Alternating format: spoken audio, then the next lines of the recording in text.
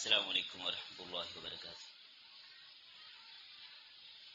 اعوذ باللہ من الشیطان الرجیم، بسم اللہ الرحمن الرحیم۔ آیت نمبر 16 سے پڑھیں گے، دیکھیے۔ وما خلقنا السماء، اور نہیں پیدا کیا ہم نے آسمان کو، والارض، اور زمین کو، وما بینہما، اور جو کچھ ان دونوں کے درمیان ہے، لاعبین، کھیلتے ہوئے۔ لو اردنا، اگر ہم ارادہ کرتے، ان نتخذ لہوا، کہ ہم بنائیں کوئی تماشا،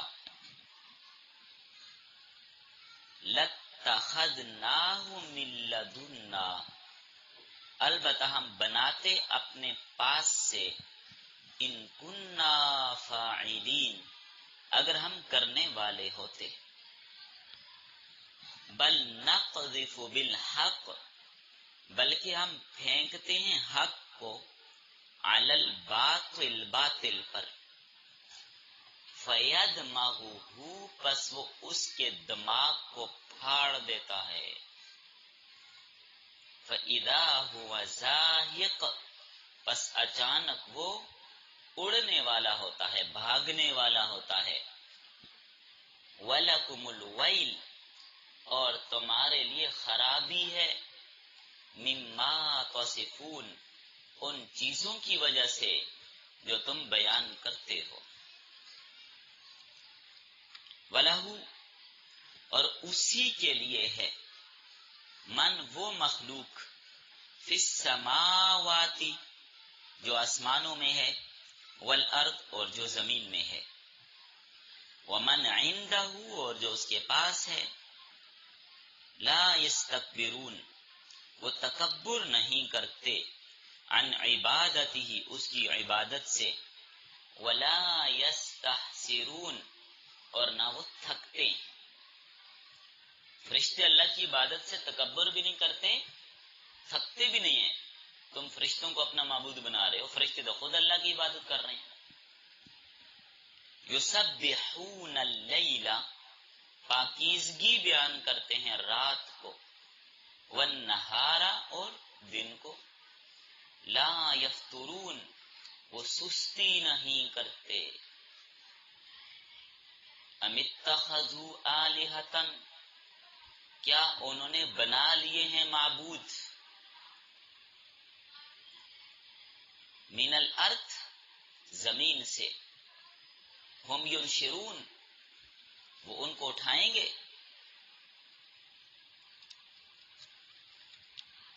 بس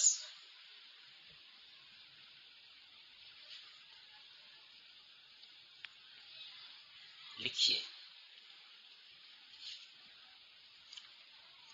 سورۃ الانبیاء کا درس نمبر 3،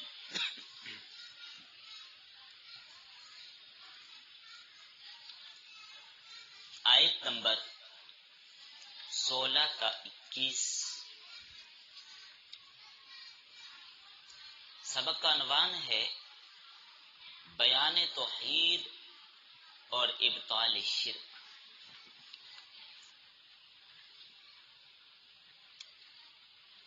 بیان توحید اور ابطال شرک۔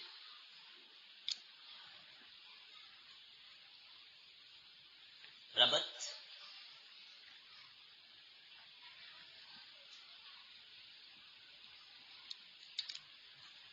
ابتدائی صورت سے یہاں تک کا مضمون اس بات نبوت، دلائل اور تحقیق نبوت اور رسالت کے لیے تھا۔ اب آگے توحید کا اس بات اور شرک کی تردید کو بیان کیا گیا ہے۔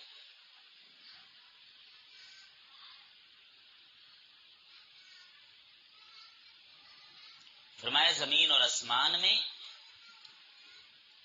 عالم علوی اور سفلی میں غور کرو، یہ سبھی اللہ تعالیٰ کا بنایا ہوا ہے، سبھی کو اللہ نے بنایا ہے۔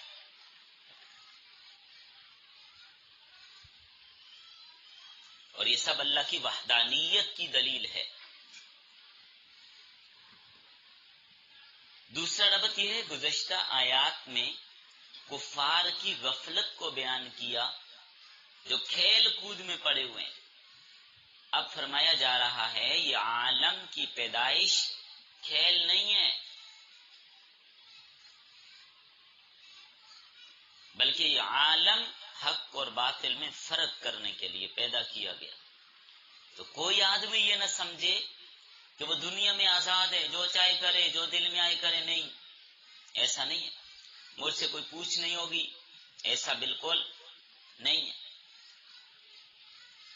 زمین و آسمان کی تخلیق میں غور کرو، اسے کھیل تماشا نہ سمجھو۔ گزشتہ لوگ جو ہلاک اور برباد ہو گئے ان کی طرف دیکھو، انہوں نے بھی تو دنیا کو کھیل تماشا سمجھا تھا، بس دنیا میں آؤ، کھیلو کودو، مزے اڑاؤ، بس ختم، اور کوئی مقصد نہیں ہے اس کا۔ جس غرض کے لیے دنیا بنائی گئی اس میں انہوں نے غور نہ کیا، ہلاک ہوئے۔ اللہ کی صفات میں غور نہ کیا، جب بتایا گیا تو انہوں نے نبیوں کو جھٹلایا، اللہ کی باتوں کو جھٹلایا، اللہ کی کتابوں کو جھٹلایا، تو اللہ کی طرف سے ان پر عذاب آیا۔ فرمایا ہم نے زمین اور آسمان کو اور اس کے درمیان کی چیزوں کو محض دل بہلانے کے لیے نہیں پیدا کیا کہ چلو یہاں کی رنگینیاں دیکھو، زیب و زینت دیکھو، حسن و جمال دیکھو، کبھی چشمے اور مرغزار دیکھو، پہاڑ اور ندیاں نالے دیکھو، نہیں نہیں، یہ اس لیے بنائے کہ ان کو دیکھ کر خدا کی قدرت میں غور کرو۔ کوئی ذات موجود ہے جس نے ان کو بنایا ہے۔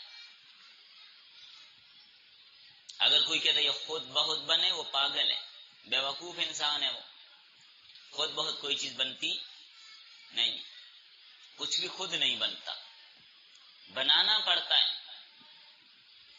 درخت کتنا سمجھدار ہے، اس کو خود بہت سمجھ آئی کہ میں پیدا ہو جاؤں اور اتنا بڑا ہو جاؤں اور اسی حد تک مجھے بڑا ہونا ہے، اور میرے ساتھ یہ والا پھل لگے گا، یہ کڑوا ہوگا، یہ میٹھا ہوگا، چھوٹا پھل لگے، بڑا پھل لگے، اب میں کچا رہوں، اب میں پک جاؤں۔ کتنا سمجھدار درخت ہے، خود سارا کچھ کر رہا ہے۔ ایسے ہے یا کوئی ذات کر رہی ہے پیچھے؟ کوئی ذات موجود ہے جو کسی پھل کو میٹھا بنا رہی ہے، کسی کو کڑوا بنا رہی ہے، کسی کو ترش بنا رہی ہے۔ کوئی بڑا ہے، کوئی چھوٹا ہے، کوئی سرخ ہے، کوئی سفید ہے، کوئی زرد ہے، کوئی کالا ہے۔ اب انگور دیکھیں، بالکل سیاہ بھی ہوتے ہیں نا۔ کبھی درخت کو یہ خیال آ گیا کہ میرا تنا موٹا ہو، پتا یوں یوں ہو، یہ ٹہنی ادھر جائے، یہ ادھر جائے، اور درخت کتنا سمجھدار، اس کو یہ خیال بھی آ گیا کہ میرے اندر ایک تنا بن جائے اور اس میں کھوکھلی جگہ بنا دوں تاکہ یہاں پر کوئی شہد کی مکھیاں وغیرہ آ کے رہا کریں۔ اتنا سمجھدار درخت ہے، خود بن گیا۔ انسان کا جسم خود بنا، اتنا سمجھدار جسم ہے جو خود بن گیا۔ اگر خود بنا ہے تو ایک ترتیب کے ساتھ سارا جسم برابر ہونا چاہیے تھا، ہر ہڈی کو برابر بڑھنا چاہیے تھا۔ جیسے انسان بچپن سے اس کا قد بڑھتا ہے، ایسے اس کے دانت بڑھیں، قد کے ساتھ ساتھ اس کی ناک اتنی بڑھ جائے، ہاتھ پاؤں اتنی بڑھ جائے تو اس کی انگلیاں میرے خیال میں 6-6 فٹ کی ہوں۔ پاؤں کی انگلیاں بھی جیسے قد اوپر کو بڑھتا ہے تو پاؤں کی انگلیاں آگے کو جائیں نا، بڑھ جائیں کوئی 5-5 فٹ تک، کان بھی چلے جائیں اور ہونٹ بھی بڑھتے جائیں قد کے ساتھ ساتھ، جیسے ہاتھی کی سونڈ ہوتی ہے۔ پھر یہ کسی ذات نے بنایا ہے اور حسن و جمال کی ترتیب کے ساتھ بنایا، ورنہ دانت کہاں جا رہے ہوتے اگر خود بنے تو۔ جسم کے سر کے بال جیسے بڑھتے ہیں باقی جسم کے بال بھی یوں بڑھتے، پھر انسان نہیں، کوئی جن نہیں ہوتا۔ یہ پاگلوں والی باتیں ہیں۔ سورج اتنا سمجھدار، اس کو خود سمجھ آ گئی ابھی مجھے طلوع ہونا ہے، ابھی مجھے غروب ہونا ہے، ابھی فلاں علاقے میں صبح، کسی میں ظہر، کسی میں دوپہر، کسی میں چائے، کسی میں مغرب، کسی میں عصر۔ کوئی ذات موجود ہے جو یہ سارا کچھ کر رہی ہے، لیکن ملحد کی عقل نہیں ہوتی تو وہ کہتا جی خود ہی بنا ہے، خود ہی چل رہا ہے۔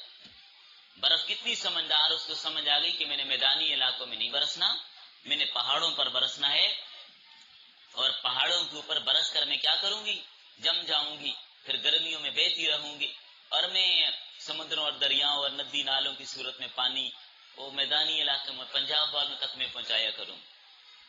برف کو پنجاب والوں سے بڑی محبت ہے، ادھر مری جاتے ہیں تو پھر برسنا شروع ہو جاتی ہے۔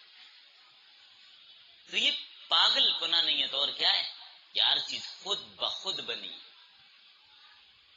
اب اس ملحد سے کوئی کہے آپ کو بھوک لگی ہے، کہتے جی بھوک لگی ہے۔ اچھا آپ کو بھوک لگی ہے، چلیے کھانا کھائیے، روٹی کھائیے۔ کہتا مجھے بنانی نہیں آتی، بیگم گھر پہ نہیں ہے، مجھے روٹی بنانی نہیں آتی، بیگم گھر پہ نہیں ہے۔ تو اس سے کہا جائے کہ ارے بدبخت انسان، تو کہتے خود بہت ہر چیز بنتی ہے، روٹی نہیں بن سکتی؟ تیرا جسم، تیری آنکھیں، تیرا ہاتھ پاؤں، دانت ناک، تیری زبان، سارا کچھ خود بن گیا، روٹی کیوں نہیں بن سکتی؟ رکھ آٹے کا پیڑا بن جائے روٹی، خود ہی وہ روٹی پھیلے اور اس پیڑے سے اور وہ توے پہ چلی جائے اور پک جائے اور سامنے آ جائے اور خود ہی تیرے منہ میں ڈلتی جائے اور تجھے چبانا بھی نہ پڑے، اندر پیٹ میں بھی پہنچتی جائے۔ تو ملحد میں عقل نہیں ہوتی، خود کوئی چیز نہیں بنتی، بنانی پڑتی ہے۔ تو صانع موجود ہے، اللہ کی ذات موجود ہے جو یہ سب کچھ بنا رہی ہے۔ بات سمجھ آ رہی ہے آپ کو؟ تو کوئی بھی چیز خود نہیں بنتی۔ یہ پہاڑوں کو سمجھ آ گئی جی ہم نے خود بننا اور اتنا اونچا ہونا اور پنجاب میں نہیں ہونا، فلاں فلاں علاقے میں ہونا ہے اور اس تناسب سے ہونا اور اتنی بلندی کے ساتھ ہونا ہے، کس طرف ہونا ہے کہ درمیان میں پانیوں کو بھی راستہ ملے اور نالوں اور سمندروں کو بھی راستہ ملے، کیسے کیسے ہم نے بننا ہے؟ نہیں بھائی، کوئی موجود ہے جو ان کو بنا رہا ہے۔ کس ترتیب سے بنانا ہے، کہاں بنانا ہے، کس علاقے میں اس کی ضرورت ہے، اس کے حساب سے بنائے جا رہے ہیں۔ تو جو بنا رہا ہے اسی کو خدا کہتے ہیں، اسی کو اللہ کہتے ہیں۔ تو انسان خدا کا بندہ ہے، بندہ اور خدا، خدا نے بندے کو پیدا کیا تو اب بندہ خدا سے آزاد نہیں ہو سکتا، آزاد ہو جانا ناممکن اور محال ہے۔ جو آزاد بھی خدا نے پیدا کیا ہے، اب اس کو خدا کی باتیں مان کے چلنا ہو۔ اب اس کے لیے آزادی نہیں ہے کہ جو جی میں آئے جو چاہے کرے، نہیں۔ کائنات کی اس ظاہری رونق سے دھوکہ نہ کھائیے، اس عالم کی پیدائش اللہ کی قدرت پر غور کرنے کے لیے ہے۔ اس عالم کو دیکھیے، اس مخلوق کو دیکھیے، عجیب و غریب قسم کے صبح صبح آپ نکلیے، پرندوں کی بڑی عجیب عجیب آوازیں، خوبصورت ترین آوازیں، اتنے خوبصورت ان کے پر، خوبصورت ان کے پنجے اور چونچے، یہ اس بات کی طرف یاد دہانی کرا رہی ہیں کوئی ذات ہے جس نے ان کو اتنا خوبصورت بنایا ہے، اسی کو اللہ کہتے ہیں۔ اتنے خوبصورت درخت، خوبصورت قسم کے پہاڑ، ان درختوں کے اتنے خوبصورت پتے، یہ خوبصورت قسم کی نقشے، یہ کوئی ذات تو بنا رہی ہے۔ تو ان چیزوں پہ غور کیجیے، عجیب عجیب غریب قسم کے جانور، کبھی بکری، کبھی بھینس، کبھی گائے، کبھی بیل، کوئی جانور دودھ دے رہا ہے، کوئی آپ کو گوشت دے رہا ہے، کسی کی کھال آپ کے کام آ رہی ہے، کسی کی اون آپ کے کام آ رہی ہے۔ یہ اللہ نے آپ کے فائدے کے لیے پیدا کیے ہیں، تو اللہ نے تمہیں آزاد نہیں کر دیا کہ اب تم جو چاہو کرو، نہیں، تمہیں اپنی عبادت کے لیے پیدا کیا۔ وما خلقت الجن والانس الا ليعبدون، تمہیں بھی پیدا کرنے کا ایک مقصد ہے، بے مقصد نہیں بنایا۔ پیدا کیوں کیا؟ خدا کی عبادت کرو، صانع کی معرفت حاصل کرو، اس کے لیے ان کو پیدا کیا، اس کی اطاعت کرو۔ گزشتہ امتیں یہی خیال رکھتی تھی کہ مرنے کے بعد کوئی حساب کتاب نہیں، فرمایا اس لیے ہم نے ان کو ہلاک کر دیا، لہذا تم بھی ہوش و حواس ٹھکانے رکھو۔ اگر ہم کھیل تماشا بنانے کا ارادہ کرتے تو یہ چیزیں ہم اپنے پاس سے بنا لیتے۔ اگر ہم ایسا کرنے والے ہوتے تو ہمارے پاس کیا کمی تھی؟ لیکن ہم اس سے پاک اور منزہ ہیں، ہمیں کھیل تماشے کی ضرورت نہیں، اولاد اور بیوی کی ضرورت نہیں، بچوں کی کوئی ضرورت نہیں۔ تو اللہ اولاد سے، بچوں سے پاک ہے، اس کو نہیں ضرورت. جو محتاج ہے اس کو بیوی کی ضرورت ہے، اس کو ضروریات ہیں اس کی. اس کو پتہ ہے بیوی نہیں ہوگی تو کھانا بنا کے دینے والا کوئی نہیں. محتاج ہی ہے، اللہ تو محتاج نہیں. وہ نہ کھاتا ہے نہ پیتا ہے، نہ اس کو کوئی اولاد کی ضرورت، نہ معاون کی ضرورت، نہ مددگار کی ضرورت. تو اس آیت میں یہود اور نصارہ اور مشرکین کا رد کیا جو اللہ کی طرف بیوی کی نسبت کرتے تھے، اولاد کی نسبت کرتے تھے. کوئی عیسیٰ کو خدا کا بیٹا کہتا، پھر عزیر کو خدا کا بیٹا کہتا، کوئی خود اپنے آپ کو کہتے کہ ہم سبھی اللہ کے بیٹے ہیں، کوئی کہتا فرشتے اللہ کی بیٹی ہیں. فرمایا لو اراد اللہ یتخذ ولدا لاصطفى مما يخلق ما یشاء سبحانہ واللہ الواحد القہار. اللہ تعالیٰ اگر بیٹا چاہتا تو اپنی مخلوق سے جس کو چاہتا بنا لیتا، لیکن وہ اولاد سے پاک اور منزہ ہے، اس کو کوئی ضرورت نہیں. سبحانہ ان یکون لہ ولد، وہ اس بات سے پاک ہے کہ اس کے لیے کوئی بیٹا ہو. بیٹا اس کو چاہیے ہوتا ہے جو محتاج ہو. سمجھیے بات کو. بالفرض اگر اللہ تعالیٰ بیٹا بنا ہی لیتا، بالفرض اگر اللہ تعالیٰ بیٹا بنا ہی لیتا تو بنائی ہوئی چیز قدیم ہوتی ہے حادث ہوتی ہے. جس چیز کو بنایا جاتا ہے وہ حادث ہوتی ہے، قدیم نہیں ہوتی. اگر حضرت عیسیٰ علیہ السلام کو اللہ نے بیٹا بنا لیا تو اس کو بنایا گیا جو اللہ کی مخلوق ہے، خالق کیسے ہو گیا حضرت عیسیٰ؟ نہیں سمجھ آئی. جس کو بنایا جاتا ہے، جس کو پیدا کیا جاتا ہے تو حادث ہے، تو حادث خدا کیسے ہوا؟ جو پیدا ہوا وہ خدا نہیں ہوتا، جو خدا ہوتا ہے وہ پیدا نہیں ہوتا. جس کو بنایا جاتا ہے وہ معبود نہیں ہوتا، جو معبود ہوتا اسے بنایا نہیں جاتا. فرمایا یہ زمین اور آسمان کھیل تماشا نہیں، بلکہ کوئی مقصد ہے، کسی مقصد کے لیے ان کو پیدا کیا گیا. یہ تو نہیں کہ بس ویسے ہی بنا دیا، نہیں نہیں. دنیا میں انسان بھی کوئی چیز بغیر مقصد کے تو نہیں بناتا، کسی چیز کا کوئی مقصد ہوتا ہے پھر اس کو بنایا جاتا ہے. مقصد بغیر کوئی چیز نہیں بنائی جاتی. اب دیکھیں یہاں پر سکول بنتے ہیں، کالجز بنتے ہیں، یونیورسٹیاں بنتی ہیں، ان کا ایک نصاب متعین ہوتا ہے. کیوں کالج کیوں بنایا، اسکول کیوں بنایا، جامعات کیوں بنائی؟ ان کا کوئی نصاب متعین ہوتا ہے. اور یہ کہا جاتا ہے آپ کے لیے ادارہ بنایا گیا ہے، اس میں آپ یہ نصاب پڑھیے، اس میں آپ کو یہ کورس کروایا جاتا ہے، یہ کروایا جاتا ہے، یہ کروایا جاتا ہے، یہ کروایا جاتا ہے. تو مقصد ہے نا کوئی. بغیر مقصد کے تو اتنا بڑا ادارہ ایک آدمی بغیر مقصد کے بنا کر اس پر کروڑوں روپے لگا دے، مقصد کوئی نہ ہو، اتنا کوئی پاگل نہیں. مقصد ہوتا ہے. کوئی بھی نہیں بناتا کوئی کالج سکول بغیر مقصد کے. مقصد ہوتا ہے تب بناتے ہیں. ہاں چاہے دنیاوی مقصد ہو چاہے دینی مقصد ہو وہ الگ بات ہے. تو اللہ تعالیٰ نے اتنی بڑی زمین اور اتنا بڑا آسمان بغیر مقصد کے اور بغیر نصاب کے بنایا ہے. اس کا نصاب موجود ہے. یہ زمین اور آسمان کی جو یونیورسٹی آپ کے لیے بنا دی اس کا نصاب کیا ہے؟ عقائد، اعمال، حقوق اللہ، حقوق العباد. یہ اس کا مقصد ہے. ان کو اپنانا ہوگا. یہ آسمان و زمین اور جو کچھ ان کے درمیان ہے کھیل نہیں ہے. یہ ایک ادارہ بنا دیا تمہارے لیے اور تم ایک نصاب دے دیا، اب اس نصاب پر چلنا ہوگا. اور قرآن کی شکل میں وہ نصاب آپ کے پاس موجود، حدیث کی شکل میں وہ نصاب آپ کے پاس موجود.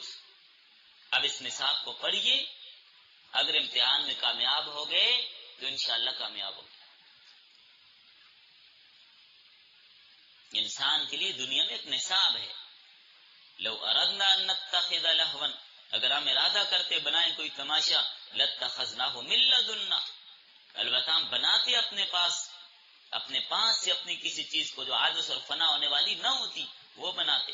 اپنی کسی قدیم صفت کے ساتھ بناتے. صفت علم ہے، قدرت ہے، ارادہ ہے، مشیت ہے، تو اپنی کسی صفت کے ساتھ تماشا کرتے. زمین و آسمان تو حادث ہیں، حادث اور فنا ہونے والی چیز کے ساتھ تماشا کرنے کی ہمیں کوئی ضرورت. آسمان ہے حادث ختم، زمین بھی ختم، فنا آئے گی ان پر. ان کننا فاعلین، اگر ہم کرنے والے ہوتے. اگر تماشا ہی ہم نے کرنا ہوتا تو یہ زمین آسمان جو تمہارے لیے پیدا کیے، تو یہاں کچھ نصاب ہے، تمہارے ذمہ کچھ پروگرام ہے، اس پر تم نے چلنا ہوگا، اس کے بغیر کام نہیں، اس کے بغیر کام نہیں چل سکتا۔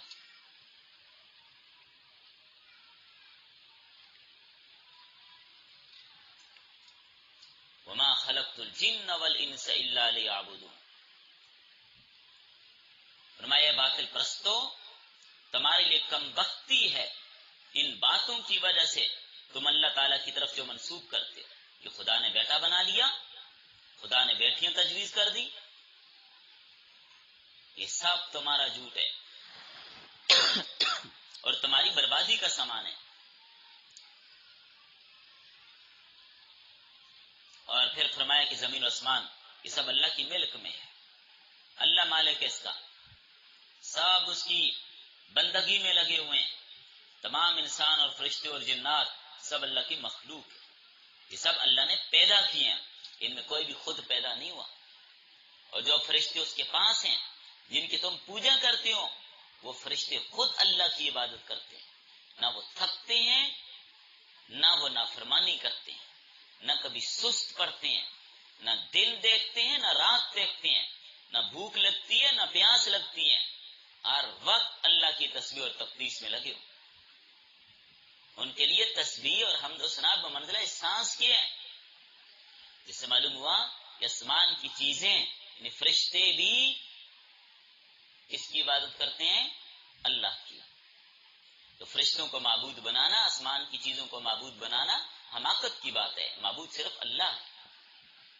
پھر زمین کی چیزوں کو معبود بنانے کا ابطال کیا، فرمایا کیا ان بت پرستوں نے زمین کی چیزوں میں سے معبود بنا ڈالے؟ کیا یہ بت پرست مردوں کو زندہ کر سکتے ہیں؟ یہ بت مردوں کو زندہ کر سکتے ہیں؟ معبود تو ہے جو زندہ کرنے پر قدرت رکھتا ہو، پیدا کرنے پر قدرت رکھتا ہو۔ تو انہوں نے جو زمینی چیزیں ہیں ان کو معبود بنا لیا، زمین پر مٹی کا گانا بنایا اور اسے بت بنا کے کھڑا کر دیا اور کہا یہ خدا ہو گیا۔ پتھر کو تراشا تراشا تراشا، جب تک وہ پہاڑ میں ہے تو پتھر ہے، جب اس کو تراش کی شکل بنائی تو خدا بن گیا۔ یہ خود تھوڑے سے اس کو توڑا، چھینی سے اس کو توڑا، مہینے لگا کے سال لگا کے اس کو انسان کی شکل کی صورت میں بنا کے خدا بن گیا۔ اب وہ یہ پاگل پنا نہیں تو اور کیا ہے؟ اینٹ اور پتھر خدا کا ہمسر ہو سکتے ہیں، خدا کے برابر ہو سکتے ہیں؟ یہ عجیب عقیدہ ہے۔ تو یہ بت نہ بولتے، نہ سنتے، نہ چلتے، نہ پھرتے، نہ حرکت کرتے، اگر اس بت کی ناک پہ مکھی بیٹھنے ہی نہیں، کوئی اس کے سر پہ پیشاب کر جائے اس سے اپنے آپ کو بچا نہیں سکتے، تمہارے خدا کیسے ہو؟ عقل سے کام لو۔ مشرکین نے جو یہ بت بنا رکھے تھے انہیں اپنا سفارشی سمجھتے تھے، جیسے آج کل لوگوں نے نا سفارشی بنائے ہوتے ہیں، مشرکین کا ذہن بھی یہ تھا کہ ہمارے سفارشی ہوں۔ آج کل لوگ بناتے ہیں نا سفارشی، جو وارداتیں کرنے والے لوگ ہوتے ہیں، اپنے کوئی نہ کوئی سفارشی بھی انہوں نے رکھے ہوتے ہیں۔ عدالت میں آج کل لوگ سفارشی پیش کرتے ہیں۔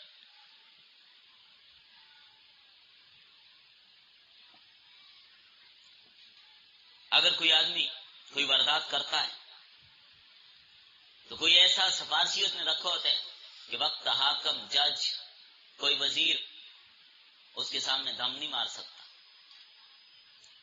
اس کو پتہ ہے فلاں نے جو کام کیا نا، یا تو فلاں کا باپ ہے یا فلاں کا بیٹا ہے، فلاں کا بھائی ہے، فلاں کا دوست ہے، اگر میں نے اس کے خلاف کارروائی کی تو میری خیر نہیں ہوگی۔ تو پہلے تو ایسے بندے کو پکڑا ہی نہیں جاتا، گرفتار ہی نہیں کیا جاتا، یہ فلاں بندے اس کی سفارش کر کے اس کو چھڑا دے گا، فلاں کا بھائی اب کیا کروں میں؟ پہلے حکومت اس کو پکڑے گی نہیں، اس لیے کہ وہ فلاں کے ساتھ اس کا فلاں رشتہ ہے، اور اگر پکڑ لے گی تو کیا ہوگا؟ وہ آئے گا اور چھڑا کر لے جائے گا۔ تو ایسا شخص کبھی قانون کی پابندی کرتا نہیں، لا قانونیت کی زندگی گزارتا ہے۔ تو جن عدالتوں میں اس قسم کی سفارشیں پائی جاتی ہیں وہاں انصاف کا جنازہ نکلتا ہے، انصاف کا خون ہوتا ہے، حق اور باطل کی تمیز ختم ہو جاتی ہے۔ مشرکین مکہ بھی اس قسم کی سفارش کے قائل تھے یہ فرشتے اللہ کی بیٹیاں ہیں، یہ فرشتے اللہ کی اولاد ہیں، عام ان کی عبادت کرتے ہیں. کل قیامت کے دن اگر اللہ پکڑ بھی لیں گے تو فرشتے زبردستی ہمیں چھڑا دیں گے. انہوں نے دنیا کی عدالتوں پر قیاس کیا کہ اگر کوئی ایسے کسی بندے کو گرفتار کرتا ہے تو کوئی ایسے کے باپ کے ساتھ کسی کی رشتہ داری ہوتی ہے، دوست ہوتا ہے اس کا، وہ اس کے باپ کو کہتا ہے بھائی وہ آپ کے بیٹے نے میرے فلاں کو گرفتار کرنا. اچھا، وہ اپنے بیٹے کو فون کرتے چھوڑ فلاں کو، تو ایسے نے تو باپ کی بات ماننی ہے، اس کی بات میں دم نہیں مارے گا. تو یہ مشرکین سمجھتے تھے کہ یوں وہاں پر بھی ہماری سفارش ہوگی، لیکن خدا کے سامنے کوئی نہیں بول سکے گا. فرمایا فرشتے تو اللہ تعالیٰ کی تسبیح اور تقدیس میں لگے ہیں، وہ تو خدا کے سامنے بولتے ہی نہیں ہیں. ہم تو ثنا کے علاوہ کوئی کام ہی نہیں ہے ان کا. ایسا نہیں ہوگا کہ تمہیں وہاں چھوڑا دیا جائے گا. اگر ایسا قانون ہو تو پھر انصاف کدھر گیا؟ حق اور باطل کا فرق کہاں گیا؟ کون پھر اللہ کی عبادت کرے گا اگر یہ قانون بن جائے کہ جو بھی چاہیے اللہ سے چھڑا سکے؟ نہیں، اللہ سے کوئی بھی نہیں چھڑا سکتا. ان بطش ربک لشدید، یہ تمہاری بھول ہے کہ ہمیں چھوٹ ہو جائے گی. فلاں کہے گا چلو بھائی یہ دنیا والی باتوں پر قیاس مت کیجئے، ایسا بالکل نہیں ہوگا. آج کل بعض لوگوں کا یہی نظریہ کہ میں تو فلاں بندے کا بیٹا ہوں، میری بڑی نسبت ہے، میں سید خاندان سے ہوں، لہذا میرے لیے مسئلہ نہیں میں کچھ کروں یا نہ کروں، نمازیں پڑھوں نہ پڑھوں، چوریاں کروں، ڈاکے کروں، بدماشیاں کروں، مجھے تو میں سید خاندان سے ہوں، مجھے چھڑا دیا جائے گا. غلط ہے، جھوٹ ہے. وہاں پر رشتہ داریاں نہیں چلتی، نسبتیں نہیں چلتی. وہاں یہ دیکھا جاتا ہے اعمال کس نے کیے، مومن کون ہے. ورنہ نوح علیہ السلام کے بیٹے کا کیا بنا؟ وہ سوچتا نا کہ میرا باپ نبی ہے مجھے چھڑا دے گا، نہیں، اسی وقت رگڑے میں آیا. ابراہیم علیہ السلام کے باپ کا کیا بنا؟ سیاہ بجو کی شکل میں جس کو جہنم میں پھینک دیا جائے گا. رسول اللہ صلی اللہ علیہ وسلم کے چچا ابو طالب کا کیا بنا؟ ابو لہب بھی چچا ہیں. یوں نہ کہا جاتا تبت یدا ابی لہب وتب ما اغنى عنه ماله وما كسب سيصلى نارا ذات لهب. اور اس کی بیوی جو نبی علیہ السلام کی چچی ہے وہ امرأته حمالة الحطب فی جیدها حبل من مسد. یہ لوگ کیوں پکڑے گئے؟ نوح علیہ السلام کی بیوی، لوط علیہ السلام کی بیوی کیوں عذاب میں رگڑی گئی؟ دنیا والے قانون وہاں نہ سمجھو فلاں میرا رشتہ دار اور عزیز، ایسا وہاں نہیں ہوگا. بات سمجھ آ رہی ہے آپ کو؟ یہ مشرکین یہ سمجھتے تھے. تو ان کی باتوں کی کوئی حقیقت نہیں ہے. مدینہ میں یہود رہتے تھے، بنو قریظہ، بنو نذیر، بنو قینقاع، صدیوں سے رہتے تھے. کسی کے تصور میں بھی نہیں تھا کہ یہاں سے چلے جائیں گے. لیکن جب اپنی شرارتوں سے باز نہ آئے، حق کا گولا ان پر پڑا، خیبر کی طرف جلا وطن ہوئے. حضرت عمر کے زمانے میں خیبر سے بھی ان کو بھگا دیا گیا، عذرخا اور تیمہ کے علاقے کی طرف ان کو جلا وطن کیا. یہی حال مشرکین مکہ کا ہے. کیا مشرکوں کے تصور میں تھا کہ ہمارے عقیدے ختم ہو جائیں گے، ہمارے 360 معبود یہاں سے ختم ہو جائیں گے؟ لیکن جب حق کا گولا پڑا صفائی ہو گئی. اس لیے فرمایا نا کہ بل نقذف بالحق علی الباطل، بلکہ ہم پھینکتے ہیں حق کا گولا باطل پر. فیدمغہ، وہ اس کے دماغ کو پھاڑ دیتا ہے، اس کا بھیجا نکال دیتا ہے. مشرکین کا بھیجا نکال دیا گیا. حق کا گولا جب پڑا تو یہ میدان کارزار ہے. حق اور باطل کا ٹکراؤ، غالب ہمیشہ کیا آتا ہے؟ حق. حق غالب آتا ہے. کدھر گئے مشرکین جنہوں نے رسول اللہ کو نکالا تھا؟ آج اللہ نے مکہ فتح کر کے مسلمانوں کے حوالے کر دیا. فرعون جو سرکشی کرتا تھا، جب حق کا گولا اس کے دماغ پر پڑا، جب اس کا بھیجا پھاڑا، تو اللہ تعالیٰ نے اس کا وارث بنی اسرائیلیوں کو بنا دیا. باقیوں کا بھی اشر دیکھ لیجئے.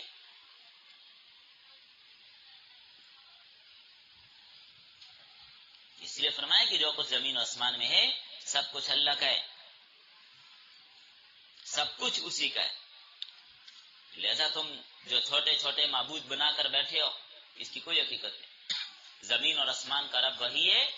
آسمان میں فرشتے ہیں، زمین میں باقی مخلوقات ہیں، سب کا رب وہی ہے. اور یہ فرشتے لا یستکبرون عن عبادتہ، یہ اللہ کی عبادت سے تکبر نہیں کرتے. ولا یستکثرون، تھکتے بھی نہیں ہیں. انسان مشقت والا کام کرے تو تھک جاتا ہے. کیوں؟ مٹی، پانی اور آگ اور آواز سے بنا ہے، بدن میں تھکاوٹ آ جاتی ہے. فرشتے نوری مخلوق ہیں، ان کو تھکاوٹ نہیں ہوتی. یسبحون اللیل والنہار، دن رات اللہ کی تسبیح بیان کرتے ہیں. اور ان کی تسبیح کا تذکرہ بھی آتا ہے، سبحان اللہ وبحمدہ سبحان اللہ العظیم. ایک حدیث آتی ہے، اس حدیث کی برکت سے اللہ تعالیٰ رزق کا دروازہ بھی کشادہ کرتے. مستدرک حاکم کی روایت ہے، اگرچہ اس پر کچھ کلام بھی ہے تو آپ صلی اللہ علیہ وسلم کا یہ فرمان بالکل حق ہے کہ فرشتے اللہ کی تسبیح میں لگے ہوئے ہیں. تو انسان کو بھی چاہیے کہ اللہ کی عبادت سے لاپرواہ نہ ہو. عبادت میں کسی کو اللہ کا شریک نہ ٹھہرائے. باقی بعض لوگ جو عبادات کو معلق کر دیتے ہیں یہ بھی ٹھیک نہیں ہے. اس لیے کہ ہم اللہ کے بندے ہیں، یہ کہنا یا اللہ اگر یہ کریں گے تو میں یہ کروں گا، ایسا نہیں کرنا چاہیے. یا اللہ اگر میری یہ مراد پوری کر دیں تو میں یہ کروں گا، میں اتنے نفل پڑھوں گا. اللہ اگر آپ یہ کام کر دیں تو میں آپ کی راہ میں قربانی کروں گا. ایسا نہیں کرنا چاہیے. پہلے ہی قربانی کر دیجیے، پہلے ہی نفل پڑھ دیجیے، اللہ اس کی برکت سے وہ کام کر دیں. مثلا کوئی آدمی نظر مانتا ہے کہ اللہ میرا فلاں کام ہو جائے تو میں 100 نفل پڑھوں گا، اگر فلاں کام ہو جائے تو دیکھ پکا کر آپ کے راستے میں تقسیم کروں گا. شریعت ایسی چیز کو پسند نہیں کرتی. اگرچہ نظر ماننے سے نظر اس کی ذمہ لازم ہو جائے گی، لیکن بہتر یہ کہ اللہ کے ساتھ شرطیں نہ لگائے، پہلے ہی وہ کام کر دے. یہ کہنے کے بجائے یا اللہ اگر آپ یہ کام میرا کر دیں گے میں دیکھ صدقہ کروں گا، پہلے ہی دیکھ صدقہ کر دیں، انشاءاللہ اس کی برکت سے کام ہو جائے. کیا ہی نا، ہم اللہ کے بندے ہیں، وہ کرے یا نہ کرے ہمیں اس کی عبادت کرنی. لیکن اگر کسی کی منت پوری ہو جائے تو یاد رکھیں اب اس کا ادا کرنا لازم ہو گیا. اس کو فرمایا فرشتے نہ تکبر کرتے ہیں نہ اس کی عبادت سے تھکتے ہیں. یسبحون اللیل والنہار، دن رات کیا کرتے ہیں؟ اللہ کی تسبیح بیان کرتے ہیں. لا یفترون، وہ سستی بھی نہیں کرتے. کام کے درمیان میں سستی ہوتی ہے نا، فطور کہتے ہیں اس کو. مزدوروں کو کام کرتے دیکھا ہوگا، مالک پاس ہو تو جلدی جلدی کرتے ہیں، چلا جائے تو سست ہو جاتے ہیں، واپس آ رہے تو پھر کرتے ہیں،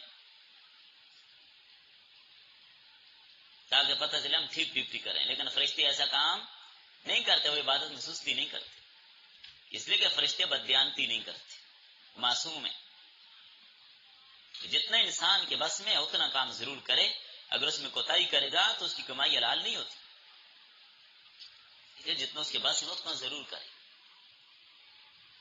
آگے توحید پر مزید دلائل آ رہے ہیں. تو فرمایا یہ لوگ اللہ کو چھوڑ کر دائیں بائیں جا رہے ہیں. ام اتخذوا آلہۃ من الارض، کہ ان لوگوں نے بنا لیے معبود زمین میں. کوئی لات کو معبود بنا رہے، کوئی منات کو، کوئی عزا کو، کوئی کس کو، کوئی کس کو. ہم ینشرون، یہ معبود، یہ جو معبود ہیں ان کو اٹھائیں گے قبروں سے؟ قبروں سے اٹھانا ان کا کام ہے؟ نہیں نہیں نہیں نہیں. جب ان کے اختیار میں کچھ نہیں، اپنے جسم پر مکھی بیٹھ جائے اس کو ہٹا نہیں سکتے، قبروں سے کدھر اٹھائیں گے تمہیں؟ ہم اٹھائیں گے تمہیں، یہ کچھ نہیں کر سکتے. لہٰذا یہ معبود نہیں ہو سکتے. یہ تمہاری گمراہی ہے، تمہاری بھول ہے اور تمہاری غفلت ہے. معبود صرف اللہ ہی کی ذات. چلیں بس.